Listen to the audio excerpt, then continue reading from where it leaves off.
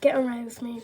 Also, guys, if you're wondering why I haven't been posting, it's because I went to summer camp, so it was sleepaway camp. So, in this Get Ready With Me, I'm basically just gonna talk about it, yeah. Okay, so this was like the first, ever time I've been to sleepaway camp, and I didn't go with anyone. I was gonna go with someone, but then it just didn't work out. So I went by myself, and I was like really scared at first because like I didn't know anyone. I was scared that I wasn't gonna make friends. Okay, so I got in line to like check in and all that stuff, and there were these two girls in front of me. I'm not gonna name drop, but let's call them Leah and Emma.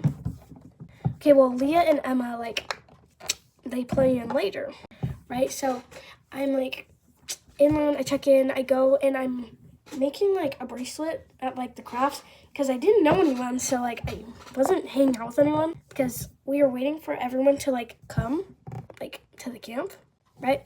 And then I'm just kind of like whatever. So also when I was in line, the two girls had like looked at me and then they had smiled at me, so I was like, why not? And I saw them, so I went up to them and I was like, hey, my name's Dahlia, what's your guys' name? And like they told me their name, so I became friends with them.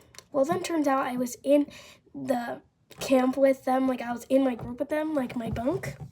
Yeah. So I was in Kalawa, and they were also in there, and then there were some other people, yeah. And bro, literally, I made like such good friends with them. Like, they're actually my best friends. Like, but they literally live like 4 hours away from me. Like, oh my God. But my dad wants to go like fishing near where they live, so I might be able to see them. But yeah, so it's like basically a long distance friendship, which is very sad because I literally love them literally so much. And one core memory that I have from there with Emma, that's just what I'm calling her, was she brought a whole jar of Nutella and we would eat it every day, and we were on her top bunk and she had it, a spoonful of it, and then she dropped it on the floor.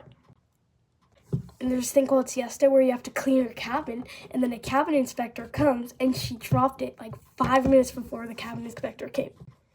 So we just put a Kleenex box over it and then we cleaned up later. But yeah. But basically what I'm trying to say is if you're going to summer camp by yourself and you're scared, literally don't be. I promise you, you will make friends. And it was so fun. Bye.